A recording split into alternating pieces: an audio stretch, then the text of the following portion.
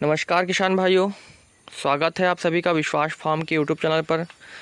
किसान भाइयों, हमारे एक सब्सक्राइबर ने ये क्वेश्चन किया है कि हम ग्राफ्टेड नर्सरी को कितना दिनों तक अपने नर्सरी में रख सकते हैं। तो इसी सवाल का जवाब मैं अभी आप लोगों को देने वाला हूँ। ये जो ग्राफ्टेड प्लांट होते हैं इसको पहले तैयार करना पड़ता है, फिर ग्राफ्टिंग करना पड़ता है। तो दोनों स्टेज को बताऊंगा मैं कि जो ग्राफ्टिंग करने से पहले वाला जो प्लांट रहता है उसको कब तक रख सकते हैं और ग्राफ्टिंग करने के बाद वाले जो प्लांट रहते हैं उसको कब तक रखते हैं। और ये नर्सरी का सेटअप आप देख सकते हैं। ये इधर ट्रांसपेरेंट पन्नी लगी हुई है, उधर शेड वाली लगी हुई है, क्योंकि ग्राफ्टिंग करने के बाद उधर आता है पौधा, उसके बाद जैसे थोड़ा हार्डनिंग होता है फिर इधर आता है। और यहाँ पे आने से जो है 100% इसको सनलाइट मिलती है तो ये मजबूत होता है। ये देख सकते हैं सभी सक्सेस प्लांट है, अभी प्लांटेशन के लिए रेडी है। और वहाँ पे अभी रखा हुआ है, वो कल ही निकाला हूँ मैं उसको ट्रे से, उसको भी आपको दिखाऊंगा। ये टमाटर के पौधे भी सक्सेस प्लांट हैं। इधर फिर से हमारा साइन रूट स्टॉक फिर से रेडी हो रहा है। और यहाँ पे हमारा जो पौधा है ये पुराना ओल्ड एज हो गया है।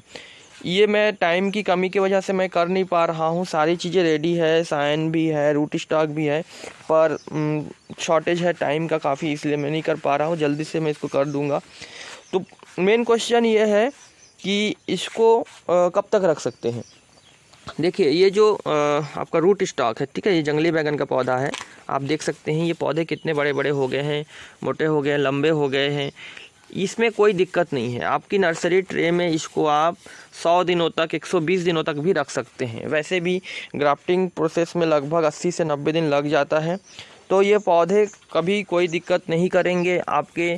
हाँ, इसकी मोटाई बढ़ जाएगी। अब मोटाई बढ़ेगी तो मैं बता चुका हूँ आपको, इस तरीके का क्लिप का यूज़ करना है। ये देखिए ये क्लिप, जब आप ये क्लिप यूज़ करोगे तो मोटाई बढ़ने से भी प्रॉब्लम नहीं होगी। और जब छोटी वाली क्लिप आप यूज़ करेंगे तो उसमें जो है छोटा वाला हमारा रूट स्टॉक होना चाहिए, ठीक।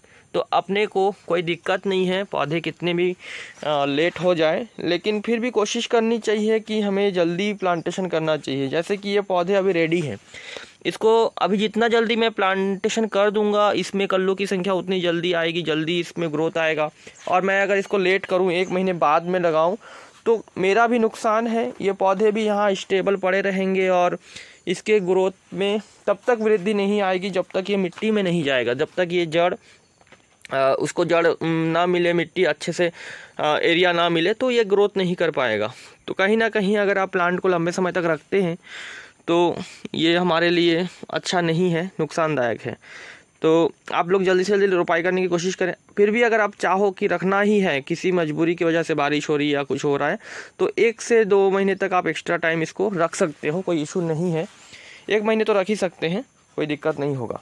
और ये जो रूट स्टॉक है इसको भी आप 120 दिनों तक भी रख सकते हैं। लेकिन जैसे ही, मैं तो यही कहूँगा कि जैसे ही ग्राफ्टिंग के लायक हुआ आपका पौधा, 1 बाय 1 आपने ट्रांसफ़र किया, ग्राफ्टिंग के लायक हुआ, फिर आप उसमें ग्राफ्टिंग कर दो, क्योंकि मोटाई इसकी बढ़ेगी।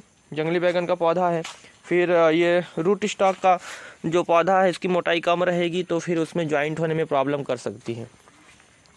तो यही था इसका आंसर कि आप लोग जो है रख सकते हैं 120 दिनों तक, यानी कि 4 महीने तक आप रख सकते हैं पौधों को, दिक्कत नहीं है। बैगन के पौधे हैं तो बाद में भी प्लांटेशन करेंगे तो अच्छा ग्रोथ ले लेगा। प्रॉब्लम कहाँ आती है? प्रॉब्लम आती है टमाटर के पौधों में। टमाटर के पौधों का अगर एज ज़्यादा हो जाता है और उसके बाद आप प्लांटेशन करते हैं तो वो पौधे फिर अच्छे से ग्रोथ नहीं ले पाते, उसमें कल्लों की संख्या अच्छे से नहीं हो पाती है। इसलिए हमें खासकर विशेष ध्यान देनी है कि टमाटर के पौधों पे, जैसे ही टमाटर के पौधे रेडी हो जा रहे हैं, आपके अटैच हो गए हैं, उसके बाद आप तुरंत उसमें जा कर के खेतों में प्लांटेशन कर दीजिए, क्योंकि ये शॉर्ट टर्म पौधे होते हैं, कम समय में इसकी लाइफ साइकिल होती है, तो हमें इसको जल्दी प्लांटेशन करना रहता है, ठीक है। और बाकी जानकारी तो मैंने आप लोगों को दे रखी है, सारी चीज़ें कैसे हम ये जो है मछली का ट्रे और थर्माकोल का ट्रे में हम लोग प्लांट रेडी करते हैं। ये कल शाम को ही निकाले हैं, इसको कल सुबह निकाले थे, 1 दिन ये यहाँ पे रहा। अभी ये देखो 100% सक्सेस रेट है ना। पिछला वीडियो में मैंने आप लोगों को अच्छे से बताया कि आप कैसे ये 100% सक्सेस रेट ला सकते हैं। और भी किसान भाई को किसी भी प्रकार का कोई क्वेश्चन हो तो ज़रूर आप करिएगा। हाँ, एक क्वेश्चन और था कि हम नर्सरी में क्या डालें। नर्सरी के ग्रोथ के लिए क्या डालें? तो नर्सरी के ग्रोथ के लिए आपको ये NPK 19-19 और ये एक रहेगा ह्यूमिक एसिड, और एक दवाई और रहती है ताकत फंगिसाइड, जो टाटा कंपनी का प्रोडक्ट है। तो आपको ना ये दोनों यूज़ करनी है, ठीक है। ये जो है ये दोनों यूज़ करनी है। इसमें क्या होता है ये देख सकते हैं, ये जब अगर आप यूज़ करोगे तो पौधे का जो ग्रोथ है और हरियाली है बेहतरीन रहेगा।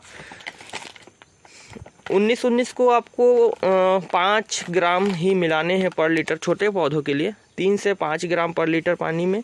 और ये जो है आप इसमें 1 से 2 ग्राम ये ह्यूमिक एसिड, आप पोटेशियम ह्यूमेट नाम से आता है, ये ह्यूमिक एसिड के नाम से आता है। तो ये आप ब्लैक सा पाउडर रहता है, ये आप यूज़ कर सकते हैं जड़ों के विकास के लिए। और एक अच्छा सा फंगीसाइड, वो मेरे को अभी यहाँ दिख नहीं रहा है, मैं 1 मिनट ला के आपको दिखाता हूँ।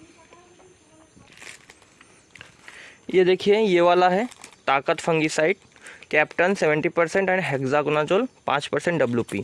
1 से 2 ग्राम प्रति लीटर पानी में घोल के स्प्रे करना है।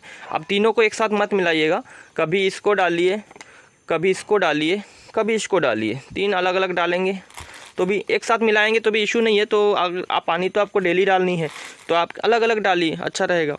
तो इसको आपको अलग अलग डालना है ताकि पौधों पे ज़्यादा आपका उस पर ज़्यादा प्रेशर ना पड़े, ठीक है। तो ये चीज़ करते हैं।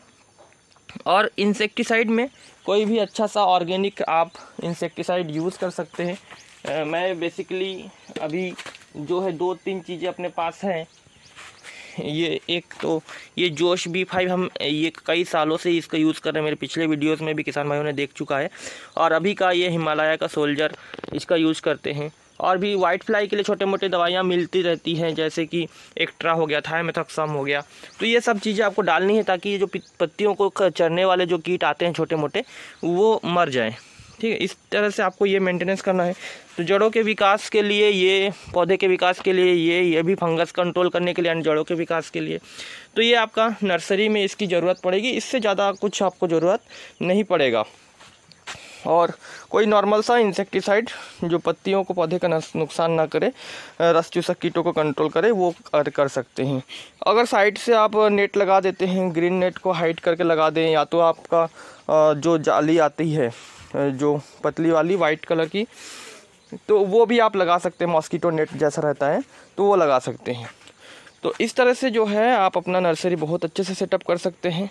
और घर में खुद का नर्सरी बनाने का फ़ायदा ये है कि हम अपने मुताबिक पौधे बनाते हैं, और जैसे ही हमारा पौधा रेडी होता है हम खेतों में ला के लगा सकते हैं। कहीं पे कोई पौधा मर गया तो दोबारा रिप्लेसमेंट कर सकते हैं। अब ख़रीदा हुआ पौधा आप लोगे तो ज़्यादा दूरी से आपको लाना पड़ेगा, और टाइम तो इसमें भी लगेगा, आपको 90 डेज़ टाइम लगेगा। अगर आसपास किसी के नर्सरी है, आप लोग के लिए पॉसिबल हो पा रहा है, जो लोग बड़े लेवल पे करते हैं वो लोग ख़रीदते हैं पौधे, तो वो भी अच्छा है। 90 डेज़ में तो 60 डेज़ में उनका प्रोडक्शन शुरू होता है। यहाँ पे किसान भाई को 90 डेज़ लगेंगे इसको बनाने में लगभग। तो आपको वो चीज़ पे ध्यान देना है। ये चीज़ आपके ऊपर डिपेंड करता है कि आपके पास टाइम कितना है। अगर आपके पास सफिशिएंट टाइम है तो खुद बना सकते हैं। अगर टाइम की कमी है तो आप हमसे प्लांट ले सकते हैं, हम आपको प्लांट प्रोवाइड करेंगे। अब प्लांट जो है पार्सल में नहीं जा सकता। बहुत सारे किसान भाई बोलते हैं सर पार्सल में भेजो, तो हमने भेजा हुआ था कुछ किसानों को, तो वो क्या हुआ, डैमेज होता है। अगर पौधे डैमेज हुआ तो आपका भी पैसे का नुकसान, हमारे भी ख़राब लगेगा कि भाई किसान ले गया, नहीं हो पाया। तो इसीलिए क्या करते हैं कि पौधे आपको आके ले जाने होंगे। ये ट्रे को हम लोग काट के अच्छे से जो है पैकिंग करके देते हैं बॉक्सेस में, वो आप आके ले जाओगे, आपकी सुविधा, सावधानी से ले जाओगे। और किसी बस में डलवा दिए, ट्रेन में डलवा दिए, उठा पटक करके जाएगा, ये कोकोपीट नाजुक सा लगा रहता है, वो निकल जाएगा, पौधे मर जाएंगे, तो कौन रिस्पॉन्सिबिलिटी लेगा। बाकी सीड्स आपको मिल जाएंगे। ये जंगली बैगन का बिल्कुल ट्रीटमेंट किया हुआ, और ये पूरा जर्मिनेशन टेस्ट के साथ में आपको ये सीड मिलता है, किसी भी प्रकार का जर्मिनेशन इशू नहीं है। साथ में आपको ये जो ग्राफ्टिंग क्लिप्स, जब भी मैं किसी किसान भाई को ग्राफ्टिंग क्लिप देता हूं तो दोनों 50-50 देता हूं, ये भी देता हूं और ये भी, क्योंकि मुझे पता है कि दोनों की ज़रूरत होने वाली है। पौधे कोई मोटे होते हैं, कोई पतले होते हैं, तो ये 2.5 mm से लेकर के 5 mm के बीच के पौधों को आप आराम से इसमें ग्राफ्टिंग कर सकते हो, कोई इशू नहीं होगा। किसी को अगर नर्सरी ट्रे की भी ज़रूरत है तो भी हम उनको प्रोवाइड करेंगे। आपका पार्सल में 6 से 7 दिनों में आपके एड्रेस पे पहुंच जाएगा, कोई दिक्कत नहीं है इसमें। और बस यहीं तक था ये वीडियो। मुझे लगता है सारी जवाब मैंने दे चुके हैं। अगर उसके बावजूद भी आपके कोई क्वेश्चन है, जैसे कि हमारे किसान भाइयों ने कहा कि क्या कीटनाशक और क्या खाद डालें, वो मैं बता दिया। कितने दिन तक रख सकते हैं ये बता दिया। और कोई क्वेश्चन आपके दिमाग में हो तो ज़रूर आप कमेंट करें, मेरे नंबर पे मैसेज करें, व्हाट्सअप करें। आपको मैं सारी चीज़ें जल्दी से ही जल्दी वीडियो बना करके आपको जानकारी दूंगा, या तो मैं आपको वहीं पे रिप्लाई दे दूंगा। तो किसान भाइयों, मिलेंगे और भी अच्छी जानकारियों के साथ में नेक्स्ट वीडियो में। वीडियो देखने के लिए सभी किसान भाइयों का बहुत बहुत धन्यवाद।